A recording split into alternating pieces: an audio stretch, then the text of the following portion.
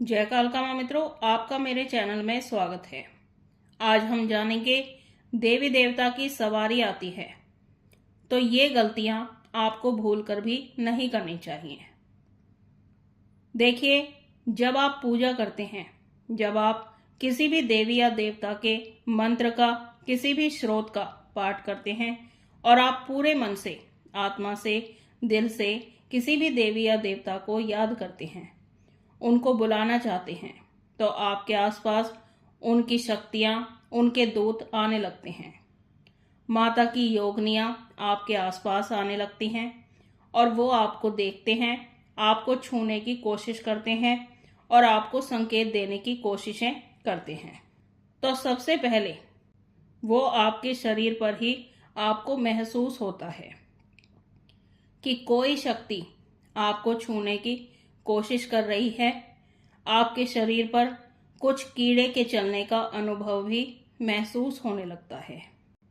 देखिए, शुरुआत में जब आप पूजा शुरू करते हैं तो एकदम से आपको अनुभव नहीं होते हैं, लेकिन जैसे जैसे आप भक्ति के मार्ग में आगे बढ़ते हो, पूजा का समय बढ़ाते हो और लगातार अपने इष्ट देवी देवताओं को याद करते हो, उनको बुलाना चाहते हो, तो वो आपकी पुकार जरूर सुनते हैं और संकेतों के माध्यम से वो आपको बताना चाहते हैं कि वो आपकी पूजा स्वीकार कर रहे हैं। और उन्हीं प्रार्थनाओं से, उनको याद करने से आपके शरीर पर अनुभव होने लग जाते हैं।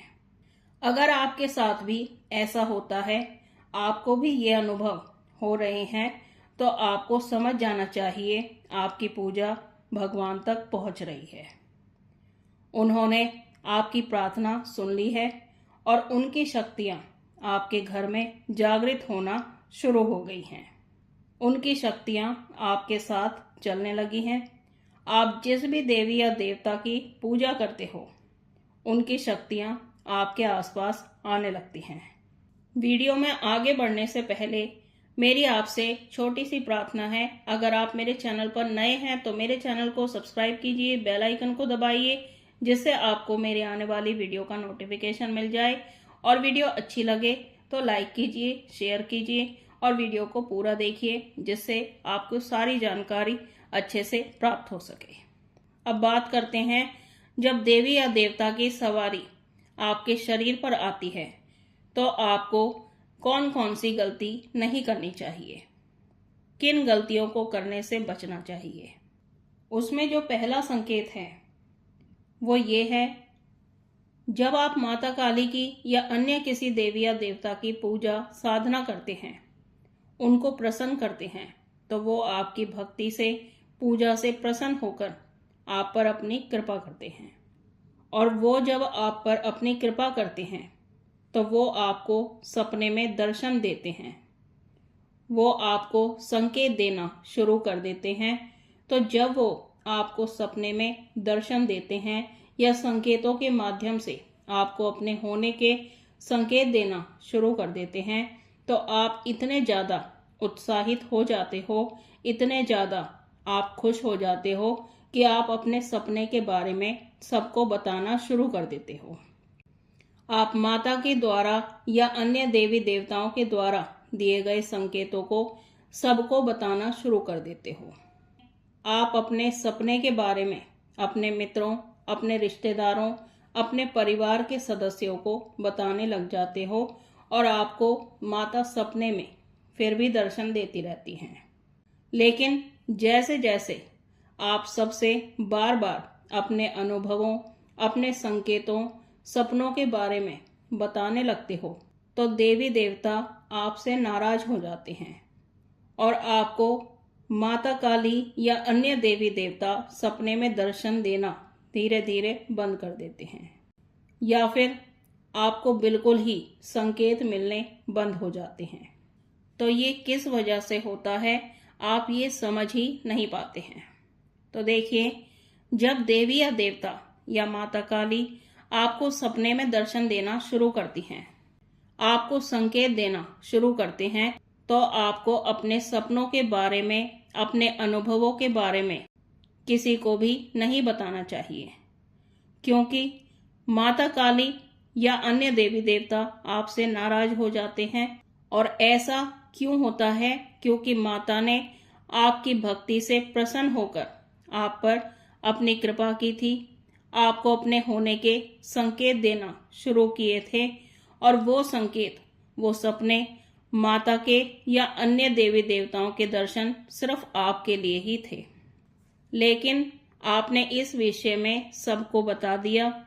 आपने अपनी मेहनत से जो पूंजी अर्जित की थी उसकी जानकारी आपने सबको दे दी, तो इससे आप पर जो कृपा है वो रुक जाती है।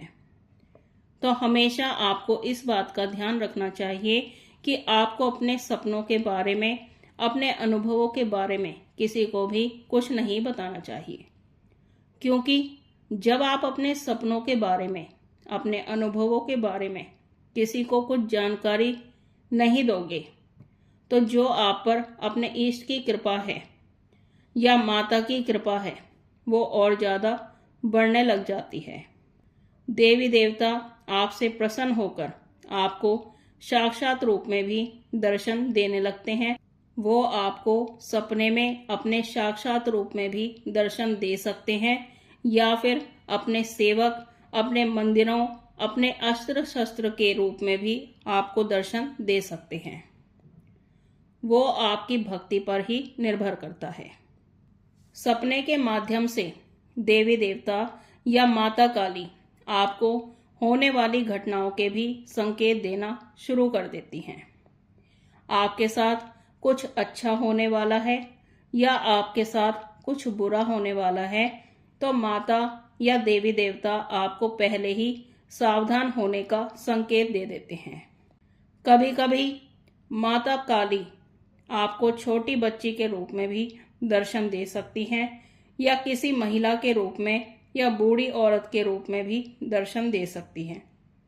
तो ये सभी दर्शन सिर्फ आपके लिए ही होते हैं। आपको अपने सपनों को गुप्त ही रखना चाहिए, किसी को इस विषय पर नहीं बताना चाहिए। दूसरा जो संकेत है वो ये है कि आपके हाथों में शक्तियां आने लगती हैं। अगर आप किसी मंत्र का जाप करते हैं, किसी शक्ति को बुलाने की कोशिश करते हैं, तो आपके हाथों में देवी देवताओं की शक्तियां भी आने लगती हैं। आपके हाथ सुन्न होने लगते हैं, और अगर आप अपने हाथ से छूकर किसी को कोई चीज दे देते हैं या कोई फल उठाकर दे देते हैं, तो वो भी प्रसाद बन जाता है। आप किसी के सर पर हाथ भी रख देते हैं तो उनकी परेशानियां भी दूर होने लग जाती हैं। आप जो भी काम अपने हाथों से करते हो वो भी सफल होने लगते हैं, क्योंकि शक्तियां आपके साथ होती हैं। जब भी आप पूजा करके उठो और तभी कोई बीमार व्यक्ति आपके सामने आ जाता है, तो अगर आप उस व्यक्ति के शरीर पर हाथ रख देते हैं तो वो भी ठीक हो जाता है।